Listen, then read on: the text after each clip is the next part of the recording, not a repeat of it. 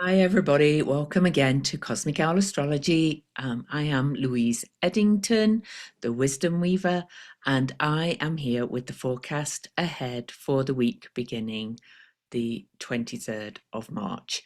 And I have, I'm going to share the chart. I just want to mention that I'll be talking a lot about Eastern time because that's where a lot of the action is contained. But I've had to reset the location to my own personal location because there's a discrepancy between time zone and um, and location. It's kind of weird at the minute. So, but then so is all the energy. Or maybe I'll let me try this actually. I was like, set the time and I was like, that's not right. See, it's say leaving the time still at my time. This is very weird. Anyway, I will message my because this could be not good for charts, for clients. Anyway, these are the kind of things we need to deal with when we're going through Mercury retrograde and Venus retrograde. But anyway, I wanted to begin here, but before we dive in, I do want to show you that we are about to have the Venus Cazimi or star point. Okay, so that's just about to be exact as I record this on March the 22nd, and it will be exact at 7:07 p.m. Mountain Time, which is 9:07 p.m. Eastern Time. All right, so, just so you know. And I'm very excited about that because, of course, I've been talking about this day for quite some time. And not only is it this coming up this evening, we also had the last quarter moon, the halfway point between the eclipses earlier today. And we also had the most extreme point of lunar maximum south of the ecliptic earlier today as well. So this is a huge fulcrum point today. But you want to look at the week ahead. But before I do, don't forget to subscribe. Don't forget to leave me a thumbs up. Check the little bell if you want to get notified when I upload new content so you don't miss it. And leave me comments. I try and respond to as many as I can, but it's getting a bit overwhelming because so many of you are so lovely and leaving so many comments. So I do thank you for all of them, and I do at least read them. So know that, and I appreciate them. All right, so the week ahead. So I'm actually going to move the chart to the 23rd and stay to the end because I have pulled 3 cards for the week ahead and they're absolutely amazing. So, okay. So I'm going to do it from my time. It's not a big deal either way, whichever way I do it. So it's only 2 hours between Eastern time. I'm currently 6 hours behind Universal time, but this will depend for you on whether you've changed clocks and things like that. I don't know when the rest of the world is changing clocks because we sprang forward already. But the energies, they don't always just happen on a moment. So please just kind of don't, get too tied up with those kind of things. Listen to the bigger picture. All right, so we start the week after the Venus star point. This means that Venus and the Sun will start to move apart. Venus heading back into Pisces, the Sun moving on towards Mercury, and we'll talk more about that in a minute. I do also want to mention, of course, that Mercury is still retrograde and that Jupiter is conjunct the point of the last Venus star point from June the 4th, 2024, back at that same degree, 14 degrees Gemini, in the you cannot make this stuff up kind of energy. Now I've added a couple of extra points in again, but a couple of fixed stars. Algol, because Uranus is heading back towards another conjunction with Algol, And this is Altair, which is related to idealism, and Pluto and Altair are pretty close together. So these will be in the chart for a little while. And this is the galactic center because the nodes are sitting at 27 degrees right through the eclipses, square to the galactic center. I've talked many times about that, and that's emitting new consciousness and, new knowledge, new understanding, all kinds of things like that. But we begin the week under all this energy and we're in the waning moon. So this week wanes towards the second eclipse, okay, that is on the 29th. So we're beginning this week on the 23rd. So this will take us right through till after the next eclipse.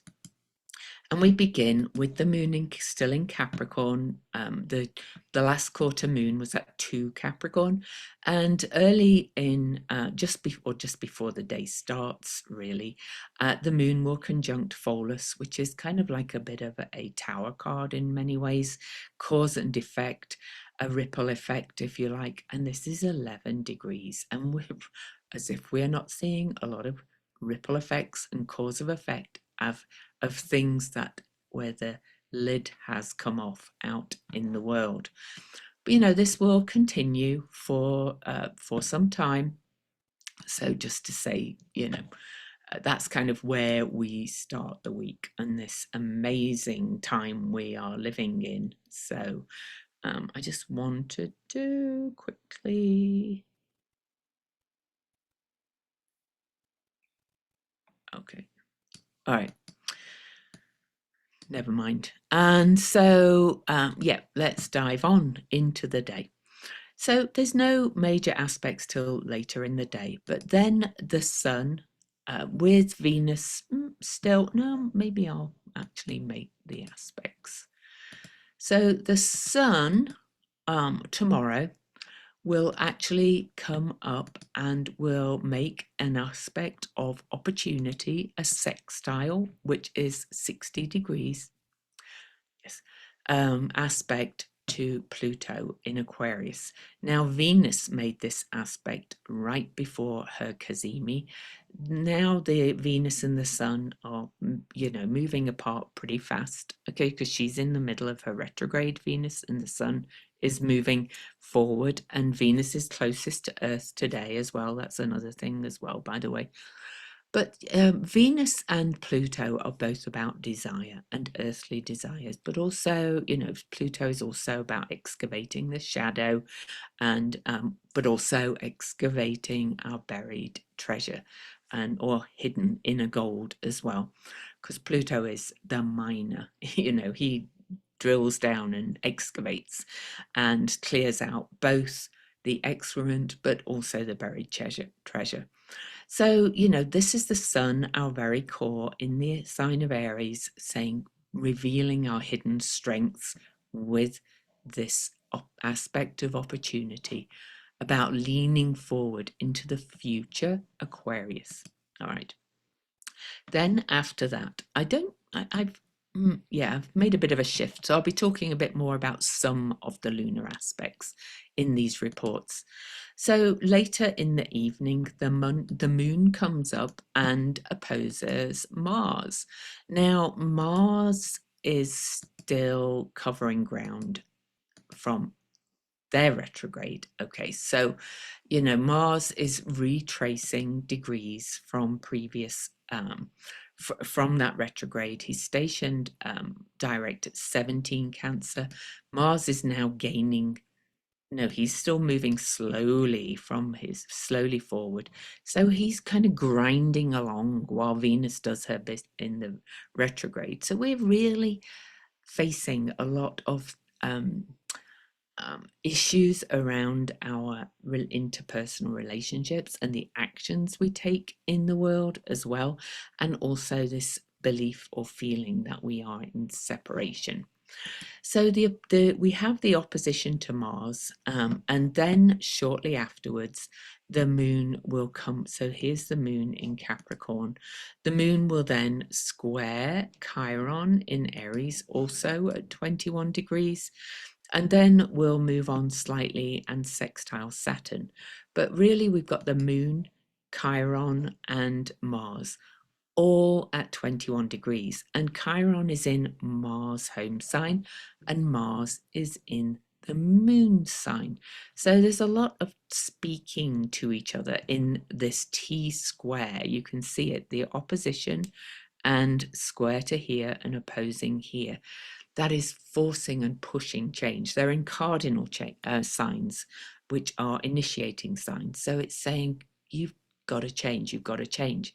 Now, interestingly, the moon, as this all happens, is conjunct the degree of the massive pileup of planets that we had on January the 12th, 2020 at 22 degrees and just around it, Capricorn. And so this is forcing change from things that are being revisited and things that have come up since then, and also since Mars retrograde. So, this is pushing us to be the change we want to see in the world, to take different action to protect ourselves and shore up our resources, and to be a guardian, or whatever you want to call it. Now then, I will give you an example of all of this.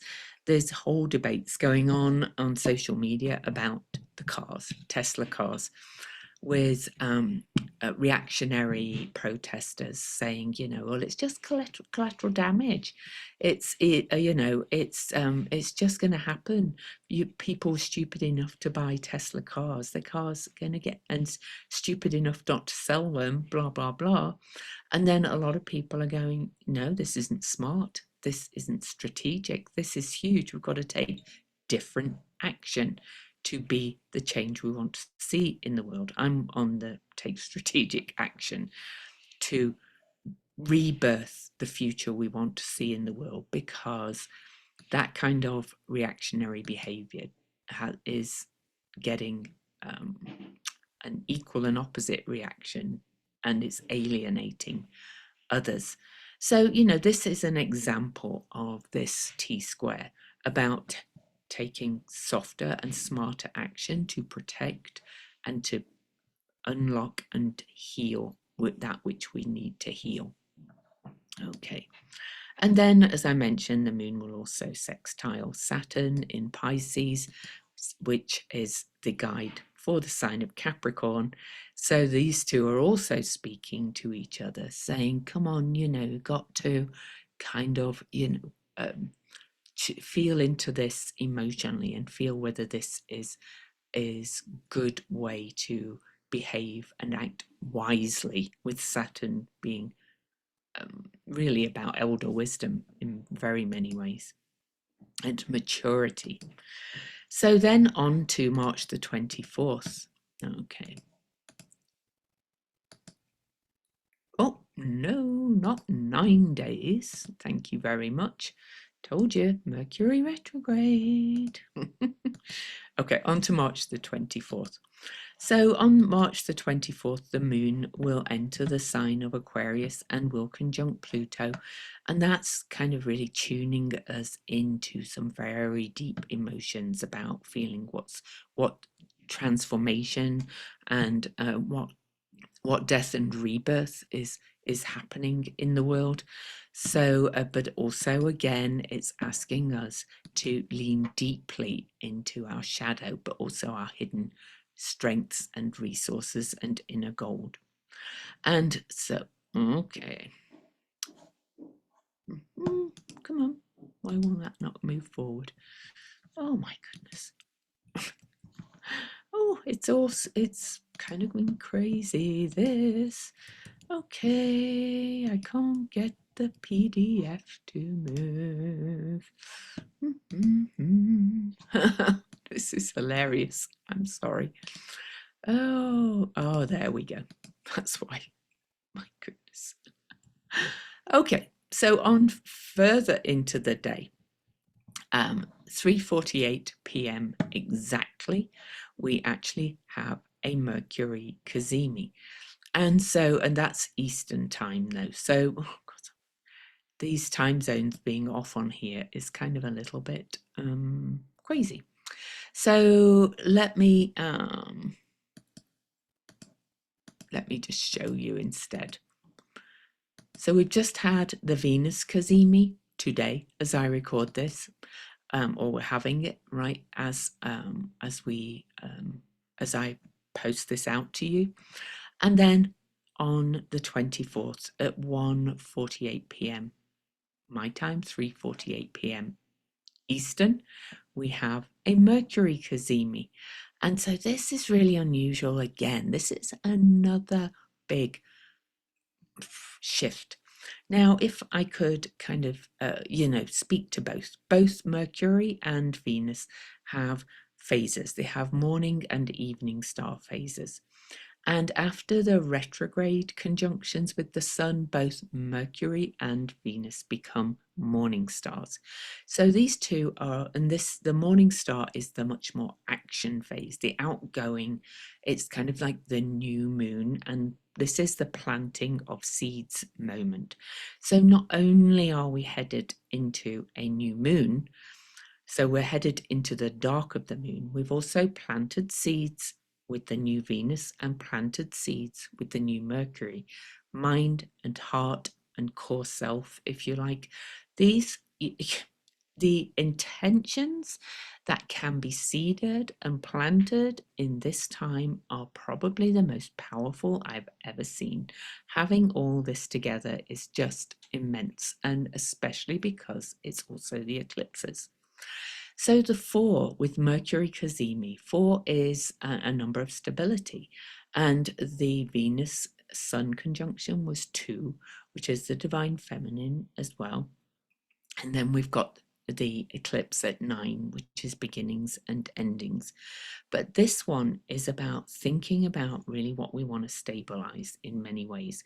It's also a point of clarity right in the middle of the retrograde for both Venus and Mercury about what you are seeding. Okay, so really this, we're in this dark, potent mix of alchemical shifting and changing in both like a no Venus. So we have a 3-day no moon phase, and we have about an equal time of no Venus phase, and a bit longer actually, and we are in a no Mercury phase. So we're in this dark moment of going really within and really kind of planting those seeds and thinking and tuning into our heart about where we want to go. Okay, so just so powerful. It's absolutely amazing. Now the cazimi officially happens about 17 minutes either side. Traditionally, a lot of people use for the whole day or while they're at the same degree. I kind of like while they're all at the same degree. So for most of Monday, you are able to kind of think more clearly about where all this is going. All right. And write those and set those intentions. So that's one part of it. Oh my goodness, something's blurring. Never mind, I will figure it out. Then at 5:33 p.m. we have the moon conjunct Pluto. Exactly. So I've already talked about that energy, right? So on to the 25th. I'm a bit tired of the technical issues, but that's all right. I'm coping with them. So on to the 25th, early in the morning, we have, I realise, I actually do want to put another extra point on one of my other minor bodies that I like to use that I'd taken off for something else. Asteroid Lilith, the only solid Lilith. Most people use Black Moon Lilith, but Asteroid Lilith has been really speaking to me lately. I call her the talk to the hand Lilith. She's a bit like a rebellious teenager. So, yeah, early on the 24th, I'm not going to move the moon back, but the moon will conjunct Asteroid Lilith and then conjunct Pallas Athena in Aquarius. And Aquarius is kind of mind mapping and also kind of an air strategy kind of sign. This and Pallas Athena is very related to Aquarius, and well, asteroid Lilith really isn't. But what this is saying to me is tune in with your heart and mind, or your emotions and mind, to tune into what is more strategic for you to do to move forward, especially with these intentions you are setting, all coming in together to speak to each other in those ways. Okay. Then after that conjunction, let's go through the 25th. Later that night, the moon will come up and conjunct spinner of grace Chariklo. So she will help you to weave the story of where you are going, where you are setting your intentions. All right. She's holding space for you to really create big in this amazing time, in my opinion. So right on to the 26th. This is kind of funny that things are just being very weird technically, and I know you can't see it all, but believe me, they are. So on to the 26th, we finish the day, most of the day, with the moon in Aquarius, and then the moon will come up. In fact, I am going to get this one a bit exact so you can see it, because there's again a lot of things happening, in a cluster. So the moon will get to 21 Aquarius over here. But when the moon gets to 21 Aquarius after conjuncting Chariklo, then it will make an aspect of opportunity to Chiron in Aries. Remember, we just had all those aspects to Mars from the moon too. And kind of saying, come on now, it's time you know what different actions you can take. And the moon will shortly afterwards square the benevolent rebel, or the bringer of lightning bolts, Uranus, over in Taurus, saying radical changes must be done. And I still maintain that, for those of us in the US and the world that are coming together, Aquarius, to fight the oligarchy, like the name of the tour that Bernie Sanders and AOC are doing right now, is to do things in a radically different way, going back to not attacking each other. People have got to come together and support each other, because this is big. All right. And then at the same time, pretty much after the square to Uranus, the moon will also make that aspect of opportunity to Eris, who fights for the outsiders. In many ways, AOC is a representative of Eris. She has a very strong Eris in her chart. It's shaking tables a bit, but it's also, being smart about it and just taking a different approach. Okay. So then the moon moves into the sign of Pisces later that day, 3:31 p.m. Eastern, and we have a couple of days with the moon joining all this Pisces party at the end of the sign and the zodiac. But before we finish March the 26th, the T-square that began with the moon in Capricorn and opposing Mars is kind of completed, because Mars and Chiron square off to each other. Again, remembering that Chiron is in Mars' home sign, and this is also saying take different kinds of action. Do Mars differently. Don't be the Mars reactive, aggressive, reactionary kind of energy. Be the smarter, more strategic, and more protective kind of energy. Okay. And that will apply to everything. Right, March the 27th, things get really big. So I am going to move the chart here. Actually, I'm going to do it this way, because I just know there's going to be something go wrong. So March the 27th, early in the day. Okay, so again, this is mountain time. Salt Lake City, this is 4:40 a.m. On the East Coast. This is when Venus moves back into Pisces, and this is when she's half past the halfway point of the retrograde.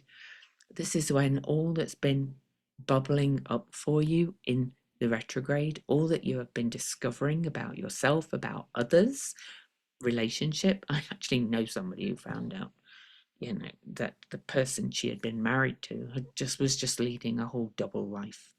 And there's more I could say about that, but I won't.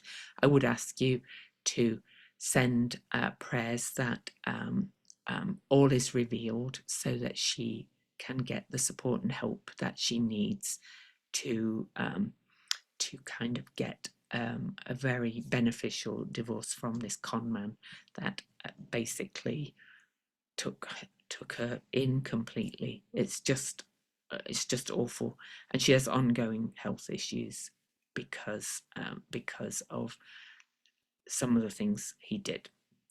So her name is C. I'm not going to give her full name. If you could all put her to your intentions or prayers list. She's a very lovely person, and the things she told us or me are just like wow.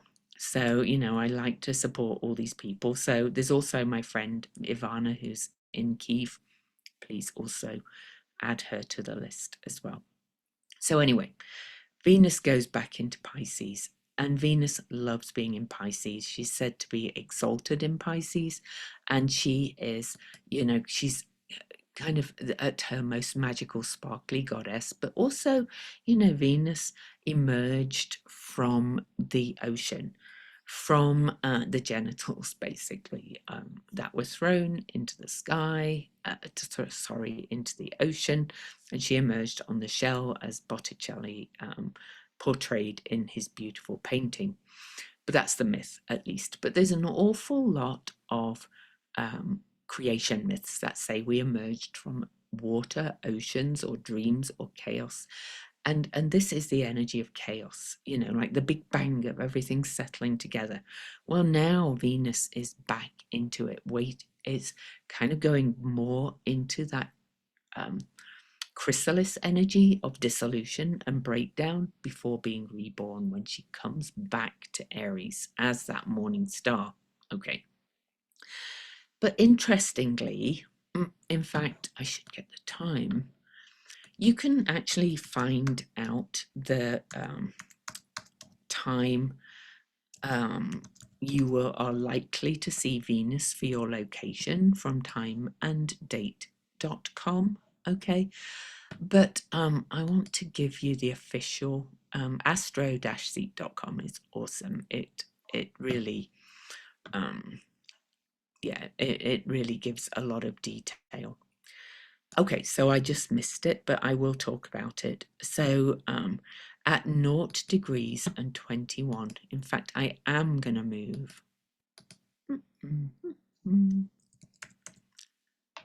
There's kind of all kinds of official kind of rules for when Venus heliacal rises. So late on the 26th, to go back to that. Why? Oh my God. My software is not right. There we go. At 0 degrees 21 is where Astro-Seek says that the first day of visibility will happen at 0 degrees 21. And this is, you can see here's the sun, here's this. They're only 6 degrees apart, so I'm not sure about that. But anyway, this is what astro-seek.com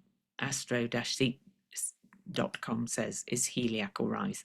And they are usually very accurate, so I'm going to go with it. But this is at the world point. This is almost at 0, 0, 0. This is the point of creation.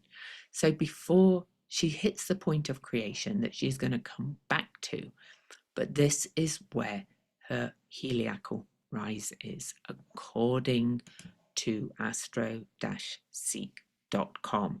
This is the point of visibility where Venus rises as morning star in the east. Now, as I mentioned, it will always be different according to your location, because we're at the equinox time. It's actually less different than sometimes, but it will be different in different parts of the world. This is enormous, though. The 0 degree is a really important degree because this is where Neptune is just about to move to. It's where Neptune and Saturn will meet. I talked about it in one of my recent videos. I looked back to 1823 to this world point as well. So for Venus to become visible in her morning star apparition or placement is just enormous. Okay, for her to become visible at this point of creation, even though she's still retrograde, it doesn't matter. She'll be visible, and rising, and morning star rises fast. But then, to go back to where I was, she retrogrades back into Pisces. Okay, so I'm just going to move a little bit forward into the next day. So there you can see, not months. Oh my God, I'm so sorry. This is just, okay. Now we'll change it to a day where months even came in. All right. So on the following day, Thursday, March the 27th, Venus has moved back into Pisces. Okay, and so remember, she is visible now, but she is still retrograde and has not finished her retrograde journey, and she's gone back into that energy of chaos. So we are witnessing this rebirth of this, I'm going to say, love goddess, because the morning star is often not the love goddess, the evening star is, but she's in Pisces again. She's back in Pisces. She's in that chrysalis stage, ready to be rebirthed and reborn when she stations direct as well and moves back into Aries. But this is also more cleansing of what you need to let go of. Remember, we're in new Venus, new Mercury, and coming up to a new moon eclipse. Wild energy.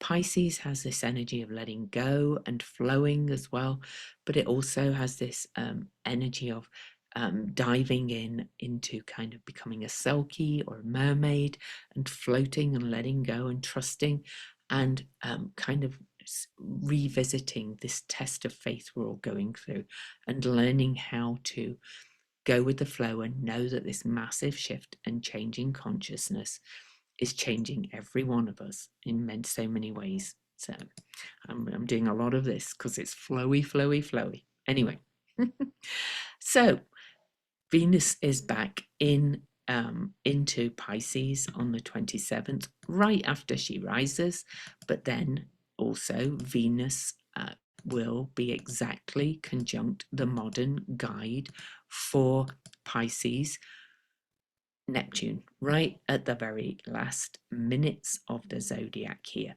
29, a gateway in so many ways, a gateway into something new that is going to emerge from this period. This is huge yet again, as if everything wasn't right now. Okay, so still on the 27th, while we're basking under this immense oceanic Piscean energy at the gateway of the end of the zodiac, but coming back in to finish this rebirth process, Mercury will, where's Mercury now? Mercury is now at 2 degrees Aries, where Venus met the sun, of course.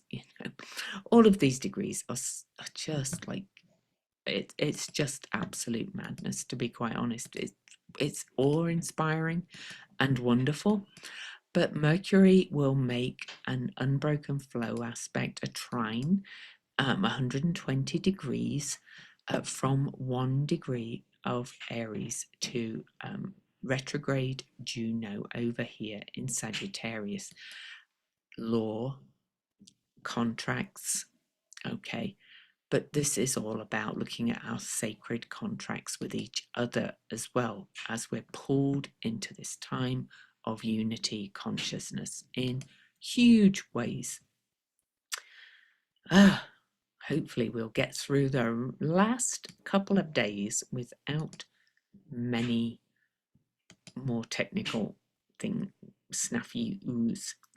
So on to the 28th, I am going to take us to the first exact aspect. So Ceres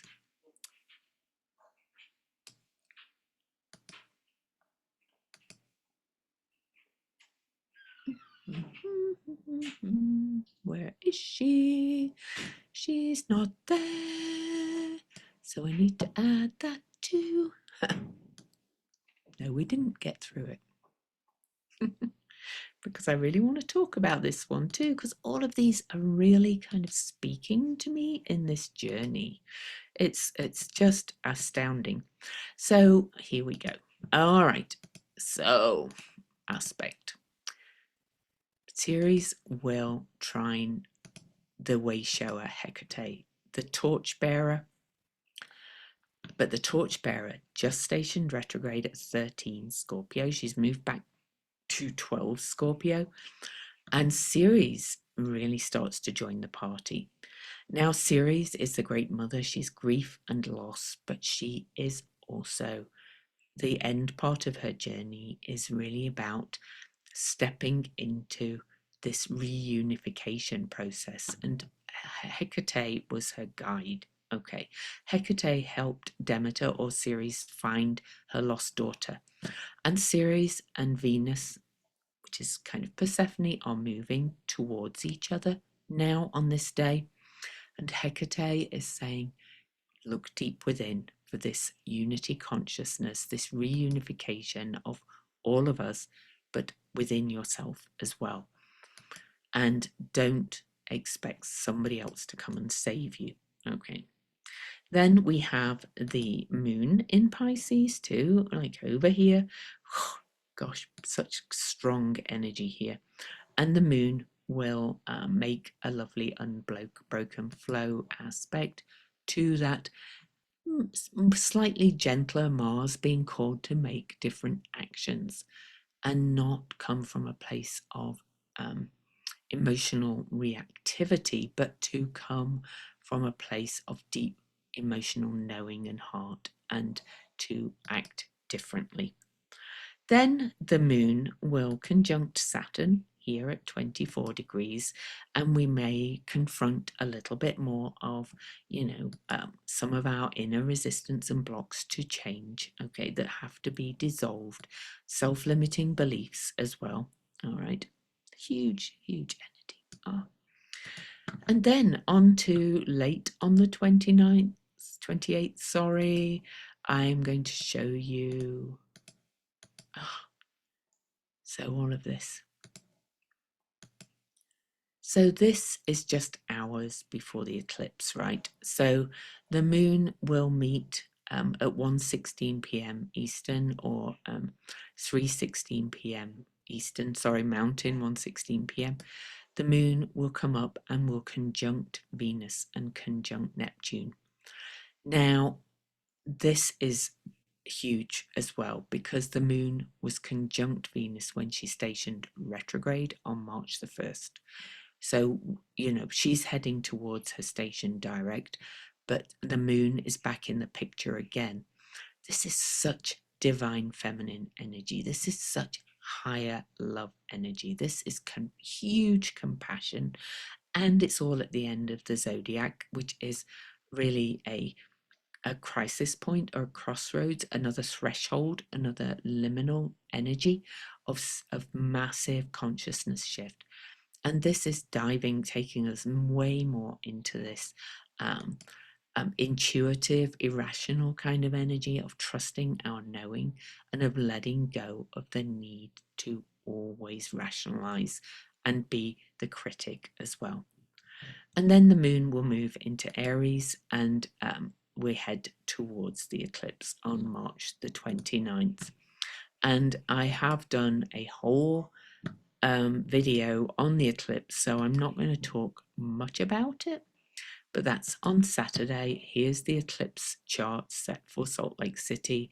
So it's 4:57 p.m. for me, but it's 6:57 p.m. Eastern.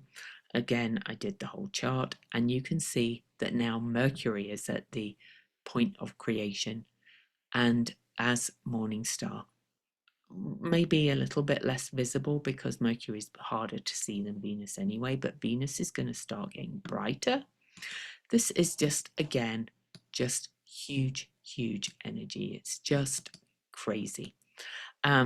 Venus will not reach maximum brightness until April the 24th, and she will not reach her greatest distance from the sun, highest point in the sky, until June the 1st. But guess where she'll be on that day? She will be at the 0 Aries degree, the world point, the point of creation. Again, this is such a point of rebirth. So that's the eclipse energy. I'm not going to go into everything. I've talked about all the aspects on the eclipse, but again, it's another new start. New moon, new Venus, new Mercury, right? Well, not in that order. New Venus, new Mercury, now new moon. Okay. Plant amazing, huge seeds. All right. So later that evening on the 29th, after the eclipse, so I'm just going to get this and go back to later in the evening, Mercury goes back into Pisces as well. So this energy of letting go, letting God, huge compassion, all these kind of things is just going to go off the charts. All right, so that will happen right after the eclipse on March the 29th in the evening. Look at this pile up now. So Ceres, this is Nessus revealing abuses of power, Saturn, the North Node still at 27 degrees, of course, square the galactic center, Venus and Mercury and Neptune. And look at where these two meet, the last minute of the zodiac, because there's 60 minutes in each degree. Talk about a liminal week. And, you know, even though we set intentions on the new moon, we usually don't start to take action until we gain light and start to move forward. So just know that. All right, so that's Saturday. So let me take you early into Sunday morning for next week. We'll probably revisit some of this, but under that new moon, the moon moves forward, of course, and early on the 30th, the moon will come up, will conjunct Chiron. So here we have the moon conjunct Chiron. Then will square Mars and conjunct Eris. Okay, here we go. So you can see, but the moon has still not really gained light. So we're still in the seeding point. So this is a kind of more of an inner big shake-up to start taking that different action. Okay, and start letting the mind and heart work together to create aligned action in all areas of your life. This is just, you know. And then another thing that we have very early in the morning, which is happening at the same time pretty much. You can see it. Neptune enters Aries. Now, Neptune will leave Aries again and go back into Pisces later in the year. So let me just show you when. But we're going to get a real flavor of what Neptune is in Aries is about. And this, to my mind, is the spiritual warrior. Oh,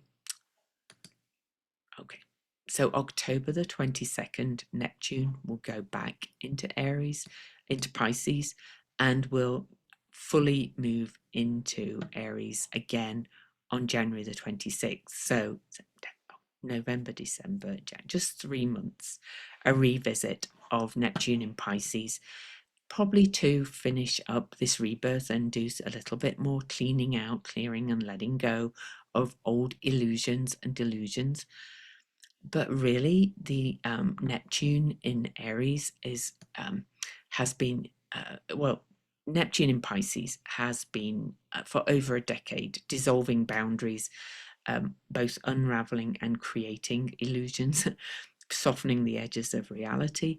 But it's also a time that of dreams that have both uplifted and deceived. Okay, but Aries is fire. Aries is the first breath, the primal spark, the will to exist. And Neptune in the sign of Aries means that vision becomes action, spirituality becomes embodied, and belief becomes a force of movement. There's way more I could say about it. I'll probably do a whole video on this as well, right? But this is a big shift. It's 165 years since Neptune was at this point. All right, that's since Neptune entered the sign of Aries. So, very quickly, let's go back. So, this is the first time, March 30th. Now, the last time Neptune entered Aries was in 1862 and 1861. All right. So it's been a long time. Now, a lot of people are going to go, yeah, there was civil war then. But let's have a look at all of this when Neptune entered Aries last time. So I think that was the first time. I just kind of feel like we need to look at this a little bit today because I know there's a lot of fear around about what's happening in the world of, rightly so. It's challenging, but I and many astrologers do not think this is going to last for long. And it's awful, of course, that people are getting harmed. I'm not diminishing that ever, but I do want to say that, this is a different time. So, yeah, 1861, Neptune in the sign of Aries, I think. Yeah, well, I was about to go in, has just retrograded back again. Let's get it to the last point of coming in. That was 1862. So at that point, on the final ingress, we did have Venus and Mercury, and Eris and Chiron in Pisces, but they were well at the other end of the zodiac. Now I just want to bring you back to the current day. And there are many other differences too. I'll do a whole extra chart, so that we can, an extra video so we can look at that. But here's Neptune going into Aries this time, the North Node. All of this at the very, very end of Pisces. This is a very different time. Also, some of the other planets were completely in different signs as well. There's a lot that's different, okay, to 1862. And I'm just going to go back and have one more look at this time. I'm just going to go back to 1862. Yeah. So in 1862, the nodes were actually pretty much square where they are now, which is kind of massively different. Uranus was already in Gemini, and Pluto, where was Pluto? Pluto was in Taurus, which is very different again, and fighting over values, you could say.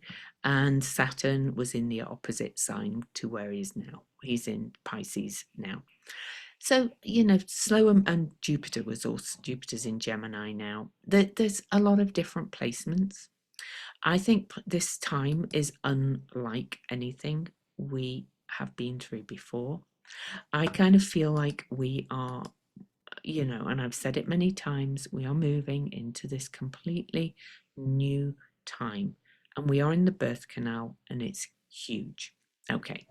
So when Neptune dips into Aries next week, at the start of next week, I'll visit it again for next week as well, because this is a long journey, because Neptune will be in the sign of Aries for about 11, 12 years too. This is starting a rebirth of something very different. And I think because of the other aspects, that will be called more towards our sacred causes, what we're willing to fight for, not in the old ways of war, but in the new way of vision, courage, and embodiment. Okay, how we move our spiritual knowing into action. Okay, all of this is being reborn. I do invite you to know, though, that, you know, the, there are other people who have a different vision of the future and are fighting for it too. But I still think the veil is being torn on this one, not lifted. It's kind of torn, and a lot of people are seeing more clearly with this. Okay. And they'll have to kind of fight to stay in that fog of illusion. Okay. So choices will become clear. Everything is shifting, and we're going to start to get real clarity. So we end the week with that. So that's early on the 30th, that Neptune moves into Pisces. And but at the same time, of course, the moon is conjunct Eris and square to Mars, saying take different actions, gentler, more protective, more guardian like energies. All right. So, I still think we're heading in the right direction. We do end the week with no light in the moon. Venus will be rising in most places. Again, you can find where it is for you. We're looking in great detail at that in my Venus class, but that's for them. Mercury, I'm not sure about when that becomes visible. But Mercury is officially more than 10 degrees away from the sun as the week ends. So also is out of the beams of the sun officially. And things are going to start to change really rapidly. And then we'll be heading towards Mercury stationing direct and Venus stationing direct. But we'll look at that next week. I've been a bit rambly. I'm sorry. It's just these energies are nuts. So the cards. So for the start of the week, I'm going to go in the order I pulled them. I pulled the Labyrinth from the lovely Red Threads Tarot. And this is I Am Soul. This is the soul journey in where we are either found or lose ourselves forever. So we are going right into the center of our soul's labyrinth, all right? And we are looking in there to heal our scars and wounds, and this is taking us into a deep inner healing and a recognition of a whole true self. So you're going to look at all your stories, you're going to look at all your scars, all your wounds, and your challenges, your love, your calling. And this is the beginning, this is the end, but this is the start of the returning to come home to you, into your nest, as it were. Okay, then I pulled the Hermit.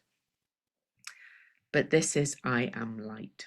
And Robert A. Johnson, the wonderful psychologist who wrote amazing small psychology books, he said the place where light and dark begin to touch is where miracles arise. Deep within again. Then for the end of the week, the new beginning. This is the Ace of Blades. Blades are swords, okay? It looks like the sword, right? Okay. So this says you are sharpened at this time, and it seems you are shaping and honing possible new ideas and finding different ways of thinking. Remember, different ways of thinking, I said. Your thoughts are changing consciously and unconsciously. This is a sign that a breakthrough, an awakening is waiting to be triggered. However, these are early days and you might not be quite sure what is next in your life and where you would like to go. And that makes sense because Mercury and mind at swords and Venus still have to go direct. Okay. So this is saying do not try to overthink. Trust your unconscious self and take the time to read and write, all of which may help you find your clarity. You will have no problem to understand and interpret what is becoming available to you. Your mind is sharper than usual, which will help you bring forward potent insights and possible intentions. Where once you might have put things on the back burner, it now seems you are being prepared and ready to step forward. You are aided by your reason, focus, intellect, and truth. Get ready to understand yourself. And this is I Am Reason. And she also names this card the Horns of Consecration. So in the myth, which was the Ariadne myth, right? The Horns of Consecration was a ubiquitous, important religious symbol in Minoan Crete. This symbol shows the rising of the sun and the moon, symbolizing and integrating the goddess and the bull god. Okay. Flowers and labrys axes were often placed between the horns. The horns of consecration were built in many sizes and often placed on the roof of palaces and on tombs and shrines. The earth goddess's consort was her bull god, attribute known as the Cretan Dionysus. He was a sacrificial god who died every year in the winter to be reborn again in the spring. For the Minoans, this would have probably involved the slaying of a bull in rituals, which took place over a year. So, just to help you to tune into that, and that speaks to this rebirth energy, but it's kind of more about the idea of who you are, who you think you are, and who you speak you about who you are. So, much love. Have a wonderful week. And I'm sorry it was rambly, but Pisces, all this Pisces, square to my ascendant and my sun and all that kind of stuff. And that's all in the 12th house. I'm literally weaving as I talk these things. So much love. I love you. See you next video.